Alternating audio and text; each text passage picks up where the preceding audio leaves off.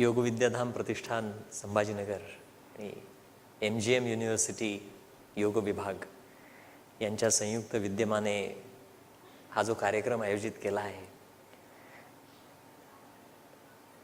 या आयोजकांनी खूप कष्ट घेतलेले आहेत आणि आपण सगळ्यांनी इथं उपस्थित राहून या विषयात जो काही आपला जो रस दाखवला आहे, मलाही आनंद वाटला आहे, कारण हा विषय थोडासा जरा वेगळा आहे.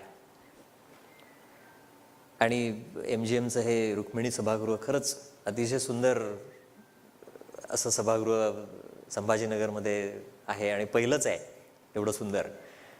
आणि आदरणीय कदम सरांनी, कुलपतींनी या कार्यक्रमासाठी अतिशय प्रेमाने आपल्याला हे उपलब्ध करून दिलं आहे, त्याबद्दल सरांचे पण खूप आभार. आणि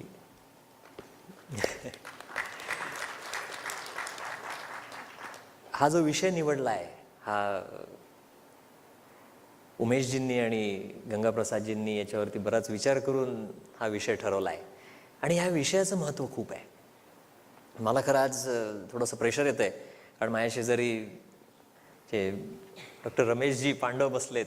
काकांचं असं आहे की मागचे 35 वर्ष मी त्यांच्याकडनं गोष्टी शिकतोय आणि आज ते माझ्या शेजारी बसलेत आणि मी बोलतोय. त्याच्यात तसं थोडंसं मलाही प्रेशर येत आहे.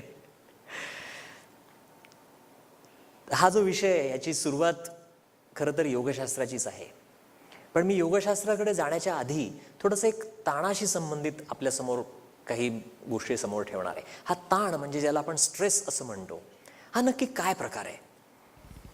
आजकाल लहान लहान मुलांना सुद्धा स्ट्रेस येतो. पूर्वी कसं व्हायचं की ऑफिसमध्ये काम करणारा व्यक्ती कधीतरी सांगायचं की अहो फारच स्ट्रेस आहे. काय झालं, स्ट्रेस आला काय?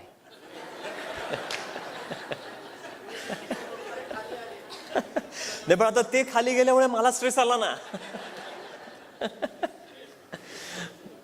अकेले को छोड़ के चले गए क्या है?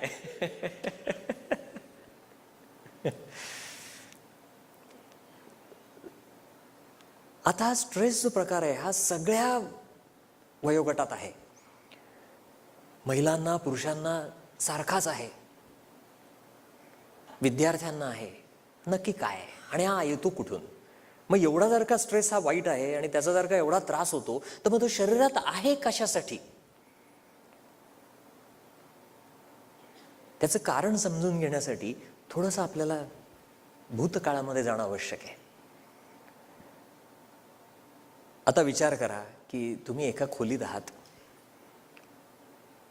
खोली सोडून द्या, तुम्ही या सभागृहात आहात, सगळे दरवाजे बंद आहेत, सगळे दरवाजे बंद आहेत आणि एक दरवाजा उघडा आहे आणि त्या उघडलेल्या दरवाजातनं एक वाघ आत आला.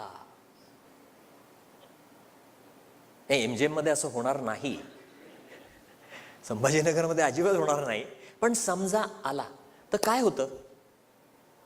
आपल्या शरीरात काय होतं ते मनातलं राहू द्या 2 मिनिटं बाजूला. ते खरं आहे का खोटं आहे हे पण 2 मिनिटं बाजूला ठेवा. असं समजा तुम्ही की ही खरी गोष्ट आहे. तो जर का वाघ तिथनं आला तर माझ्या शरीरात काय होतंय? माझ्या हृदयाची गती वाढणार आहे. बघा, सगळ्यांनी विचार करायला सुरुवात करा, काय काय होणार आहे? हृदयाची गती वाढणार का कमी होणार? वाढणार आहे. रक्तदाब, ब्लड प्रेशर वाढणार आहे का कमी होणार आहे? वाढणार आहे. रक्तातली साखर वाढणार आहे का कमी होणार आहे? वाढणार आहे. श्वासाची गती वाढणार आहे का कमी होणार आहे? वाढणार आहे. मग आता हे सगळे बदल कशासाठी होत आहेत? कारण हे तर नैसर्गिक बदल आहेत. आपण तर काही आपणहून हे काही शिकवलं नाहीये. आता बरेच आजकाल सोशल मीडियावरती व्हिडिओज असतात, त्याच्यात एखादा व्हिडिओ तुम्ही बघितला असेल की अगदी लहान बाळ असतं आणि त्या बाळाच्या शेजारी साप सोडला, त्याला सापाची भीती नसते वाटत काही. त्या हात लावतो, इकडं तिकडं सगळं करतो तो बाळ, त्याला काही फरक पडत नाही त्याने. आपल्याला तसं होतं का? सापाचं नाव काढलं तरी सुद्धा लोकांना स्वप्न पडतात.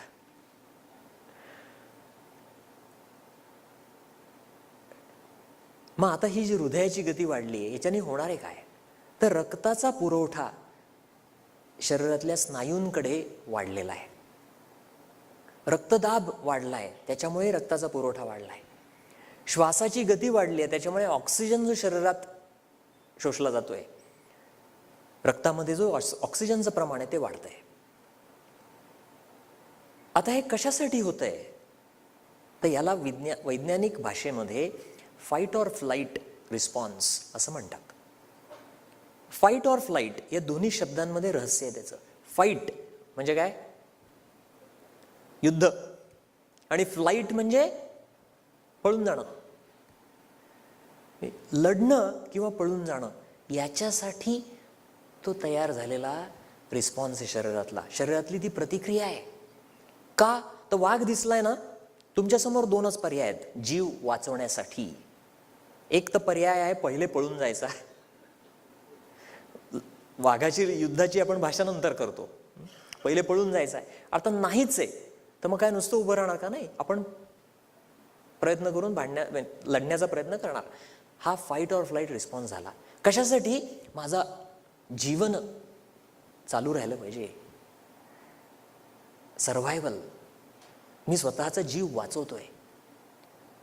म्हणजे हा जो रिस्पॉन्स आहे हा जीव वाचवण्यासाठी शरीरात निर्माण झालेला आहे, हे समजून घ्यायचं आहे. फार महत्वाचं आहे. याच्यामध्ये होतं काय? खूप गडबडी होतात. एवढं सोपं नाहीये. फक्त हृदयाची गती वाढली आहे, फक्त श्वासाची गती वाढली आहे, फक्त ब्लड प्रेशर वाढलं, एवढंच नाही, बऱ्याच गोष्टी होतात.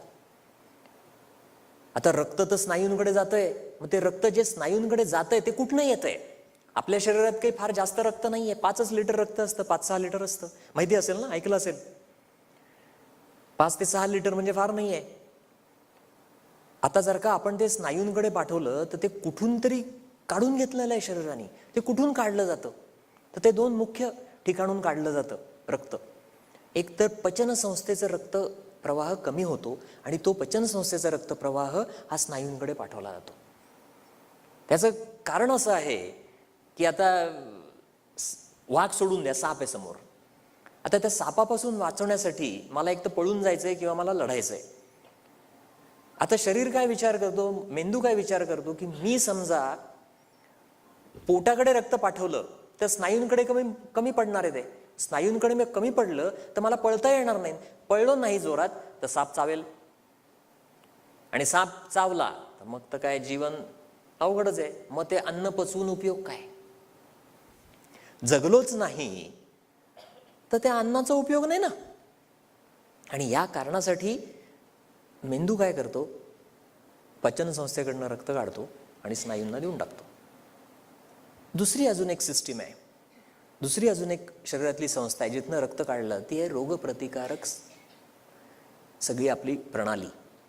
आणि त्या रोगप्रतिकारक प्रणालीतनंही रक्त काढलं जातं. कारण तुम्हाला लक्षात येत असेल, जेवण झाल्यानंतर आपल्याला झोप येते का? तसं मी उमेशजींना आणि गंगाप्रसादजींना विचारलं, तुम्ही 3 वाजता ठेवताय भाषण, जेवण करून येणार आहेत सगळे, पण त्यांनी तुमच्या सगळ्यांवरती अतिशय विश्वास व्यक्त केलेला आहे. ते म्हणले अजिबात कोणी झोपणार नाहीये. मग मी त्यांना म्हटलं, अहो ते झोपण्याचं लोकांवरती अवलंबून नाहीये, मी कसं बोलतो याच्यावरती पण अवलंबून आहे. बरं असो. तर जेवण झाल्यानंतर आपल्याला झोप काय येते, तर पोटाकडे रक्त जास्त जातं, आणि पोटाकडे रक्त जास्त गेलं तर ते मेंदूकडनं रक्त कमी होतं, म्हणून आपल्याला झोप येते. म्हणून अन्न पचवणं यासाठी खूप जास्त रक्त लागतं आणि खूप जास्त ऊर्जा खर्च पडते.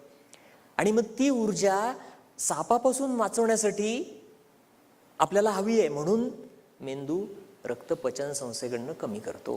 हे लक्षात ठेवा बरं का. मी हे सगळे मुद्दे सांगतो ना, याचा नंतर तुम्हाला उपयोग लक्षात येणार आहे. याचं महत्त्व पुढच्या काही मुद्द्यांमध्ये समजेल, तुमच्या लक्षात येईल ते.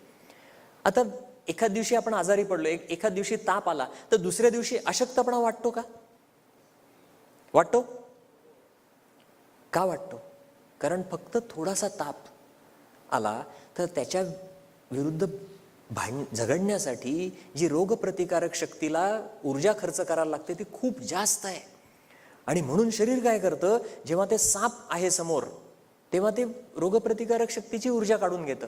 कारण परत विचार हाच आहे की साप चावला तर रोगप्रतिकारक शक्ती ठेवून उपयोग काय? जगायला तर पाहिजे ना.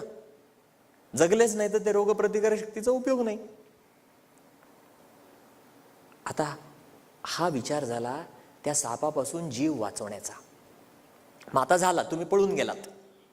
पळून गेल्यानंतर काय होतं मग? सापापासून लांब गेले. सापापासून एकदा लांब गेलो आपण की हृदयाची गती कमी व्हायला लागते, रक्तदाब कमी व्हायला लागतो, शरीरातली रक्तातली साखर कमी व्हायला लागते, परत स्नायूंकडनं रक्त पोटाकडे जायला लागतं, परत रोगप्रतिकारक क्षमता वाढायला लागते. या सगळ्या गोष्टी परत स्थिरस्थावर होतात. त्याला रेस्ट अँड डायजेस्ट असं म्हणतात, म्हणजे रिलॅक्सेशन.